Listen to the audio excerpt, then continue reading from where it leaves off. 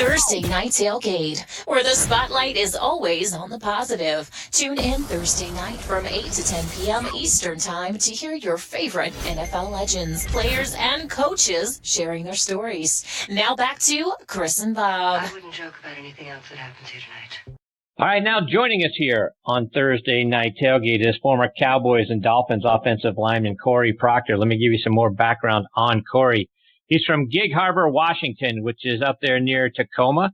Played his college ball at the University of Montana, where he was a 4-year starter and helped them win the 1AA National Championship his freshman year in 2001. In 2004, he was named All-Big Sky and a 1AA All-American.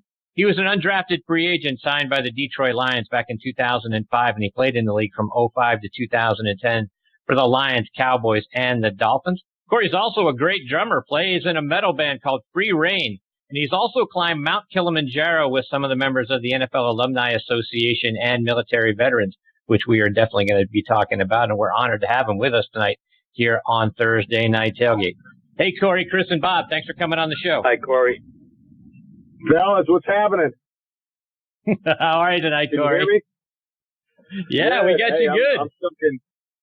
I'm stuck in Dallas traffic heading to NFL watch party with some other alumni guys getting ready to see the Cowboys whoop on this Houdat Nation.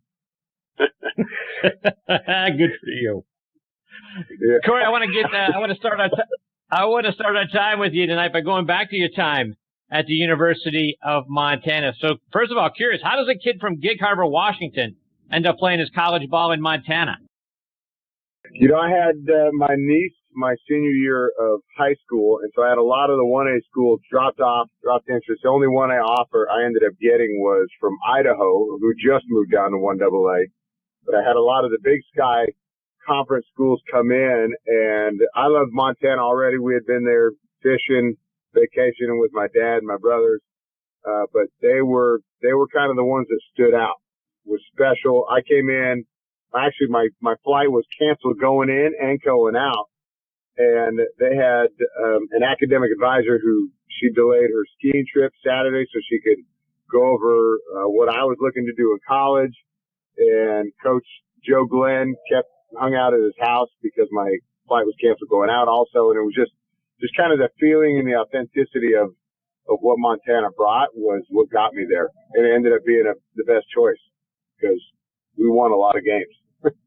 Did well. Yeah, Montana's a pretty dominant team in itself, and at the 1AA level, you know, they had won a national championship in '95, and you break into the starting lineup as a freshman. You help them do it again in 2001 by beating Furman just up the road a little bit from us here in Atlanta, right there at Finley Stadium up in Chattanooga.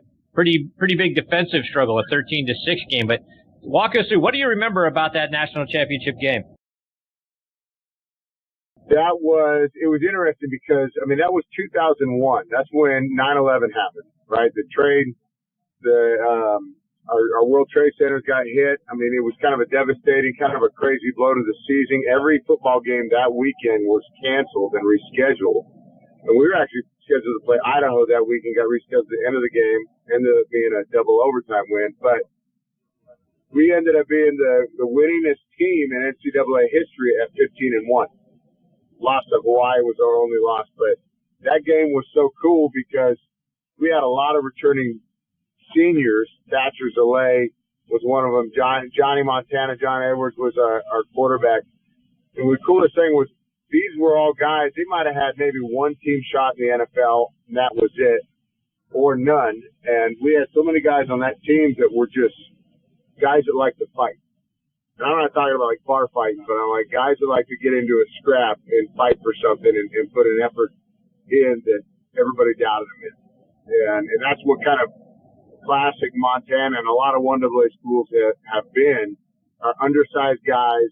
The 1A schools pass them up.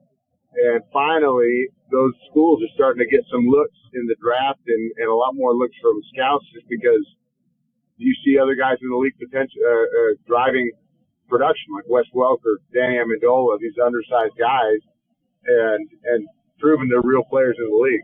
So I love it. That game was the best. We stayed up late. No doubt.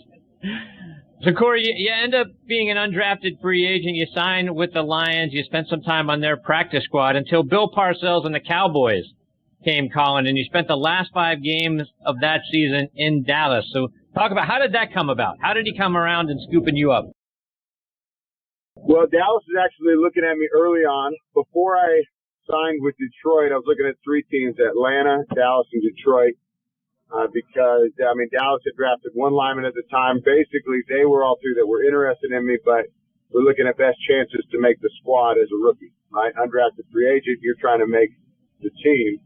So we ended up choosing Detroit, and I'm on practice squad there most of the season. And since Dallas still had an interest, they would keep a watch on me or other guys that they had similar interest in, and grabbed me with the last 5 games. And it was cool because I came from Detroit, and there's a lot of people I love in that organization, but it was just kind of a fractured organization where Mariucci got let go. I loved him. He's a veteran player kind of guy, like Wade Phillips. But if you couldn't handle your business, guys would take advantage of him. And I'll go to the complete opposite in Parcells, where that guy, I loved him. He just recruited an entirely different kind of team. And I went from being one of a handful of guys in the weight room all the time who liked to work to one of the entire team. And you could see it by the way they worked, by the way they battled on the field. And I love Parcells because he's classic. He'll scream at you for anything. He had one of my favorite stories of him. So I was having a great training camp, and I was flopping back and forth between the both guard positions. And I just had a bad practice. I got reamed out in film, and I ticked off. So I walk into the weight room. We're in Oxnard, California for training camp.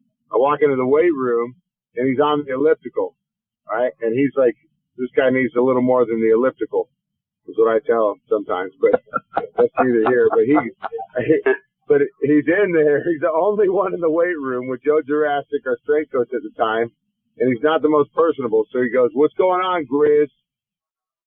And he called me Grizz because of the Montana Grizzlies, right? And I come in, I'm like, "What? Not much, Coach. What's up?" He goes, "You're pretty good, Grizz. You move back and forth pretty easy between both guard spots. You're doing pretty good." He goes, "You're a smart guy too. You're no freaking genius, but you're a smart guy." And I'm like, "All right." I censored that on purpose because he went way more colorful than you would imagine. But no doubt. I love the guy because he would pay you a compliment and then cut you down in a heartbeat right after. So keep you centered. Bob, questions for Cory? It's great to have you on the show, Cory, and thanks for coming on. I want to talk more about your play on the offensive line. Between high school and the pros, you played all the positions, Cory, and I was just wondering, what was your preferred spot, and is there one more difficult than the other to play? I prefer guard, to be honest. I mean, you know, they all have their own difficulties and kind of nuances. Tackle's different as you're on an island a lot of times. There's a lot more one-on-one pass rushes. Where guard and center, you can be a little more of a box. It can be a front battle, where, you know, you'll have a lot of outside rushers at the end that can kind of exercise that space a little more. So you have to be a little more balanced on your feet in your pass set. So it's a little different position. I like guard because I like to get out in space. I like to pull. That's what they did with me a lot. I ran a lot of powers, a lot of outside screens, so I'd be pulling on corners and DBs, and so they used me a lot for that. But I liked it because I'm kind of the guy. I was an average sized lineman, but I realized real fast in the NFL I was going to have to out punch somebody because they could overpower me. Right? I didn't have as much junk in the trunk as they like for just this 6'4" skinny butt white dude, and so I'm going to have to hit him hard. That always happened. I remember coming out in Washington, gripping one of the D tackles. I'm like, holy crap, this dude is way bigger in person than he is on film. And I'm like, I got to punch the living hell out of this dude or it's going to be a long day. So you lose a little bit of technique on that first play, and I'm going to hit him hard in the mouth to try to set a tone, because otherwise I'm going to get taken out of this game super fast. I guess it's all relative, Cory, because to all of us, a guy that's 6'4", about 300 pounds, you figure that's a one big dude. But yeah, you get to the league, and I guess you just fit in. And it amazed me. If you played guard, we know you got to be able to move and move quickly. I was wondering how often, like in the off season, are you working on foot speed, footwork? What were your off seasons spent like? All the time. So typical off season workouts, we come in. We lift weights, we get some powerlifting movements, some cleans and squats and bench. And then we come out and go do our conditioning. And that might be traditional stuff. That might be 110s. It might be doubles where you're going sideline to sideline. But then we'll get in a lot of footwork movement. I love Wednesdays. We're always kind of a change-up days for us where we put on resistance bands and we go do pass sets and work in the stand in unstable surfaces. And so you work on it a whole lot because that's where you live. The weight room, your conditioning, all that accents your play. And that's what a lot of people got to remember. I love being in the weight room. I'm a meathead at heart, but you live on the field. That's where your play is. So go play on the field. And so we did a whole lot of ladder drills, a whole lot of pass sets, a whole lot of body weight adjusted movements. Meaning I can't just get down on the bench press and bench 225 as many reps as I can, even though that's an okay indicator of strength. That's not going to be the reality of the game. And we got to push bodies that are pushing back. So you worked on a whole lot of footwork stuff just because you needed it. But the reality of it is, as much as you work on that, you get into the season, you guys know this, the team starts polishing the further in the season you get, typically. So, like an offensive line should typically get better as the season goes on. And that's automatically, I know we had an O-line change here in Dallas, or a coaching change, but you're already seeing that a little bit with Mark Colombo, former teammate of mine. He took over the O-line position.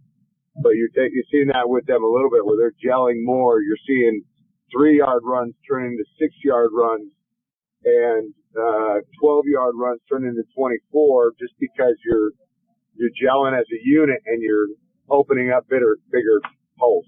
And you're getting to second level more often. There's a whole lot to it, but long answer, but yes. Cory, just a couple more before we let you go. And you got your first start in 2007, Week 16 in Carolina against the Panthers, which was early in Julius Pepper's career. You had Chris Jenkins across the line of scrimmage, our friend Maki Kimoyatu also on that D-line. What was it like for you when Parcells first told you, oh, by the way, you're going to get the start, and then knowing you're starting against those guys? I tell you what, when you get told you're going to start, it's like a stream of lightning rolls down your back and all your hair pops up. You know how all of a sudden you're freaked out because now you got to back up the words you've been saying this whole time. Yeah. So, but the great thing about it is, this is what I love sports. What it teaches kids is the ability to go swing the bat even when you're freaked out. And that's kind of the dominance of fear, right? That's getting over that feeling. And really, so when I came up to that, Chris Jenkins at the time I think he was tipping the scales like 390. They were talking about, he was big boy. And, so I had it, but once you get into the game, similar to a boxer, you start settling down. Your feet start moving more fluently because now you're getting some more reps in the game. And now you can really battle. And we went back and forth. I ended up having a great game. Was a great first start for me. And we had Marion Barber was our running back. I think we rushed for close to 200 yards for that game, which is a great feat, especially against that defense. And come on, Julius Peppers, that dude is a beast and has always been one, man. Indeed.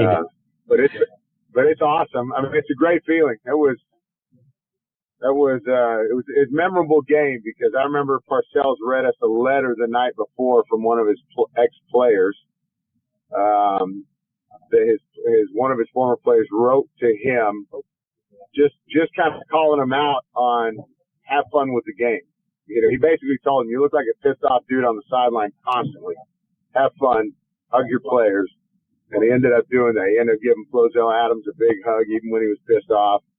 And it was just cool because that stuff, it kind of shows a leadership mentality. A lot of the talks I share is on leadership is, you know, what kind of actions or what kind of moments are you pouring back into your people that are following you. And that was a big deal, right? When you, even during the losses, but wins too, when your leaders can show that kind of love and affection, it goes a long way. Cory, one more before we let you go, and I want to talk about the adventure you had climbing Mount Kilimanjaro. Talk about the Waterboys initiative and how you got involved with them. Random. So I have a buddy who, Dave Vabora, who was Mr. Irrelevant, who went to the St. Louis Rams with Chris Long, who's now in Philly. And he calls me up one day, said, hey, my boy Chris, he wants a Dallas guy, former player, to go climb Kili. You want to go climb a mountain in Africa? And me, I'm kind of always the one to jump at opportunity. And so I'm like, hell yes.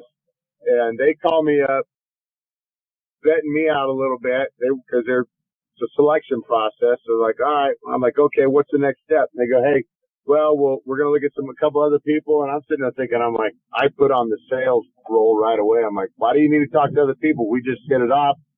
We work well together. Let's do this right now.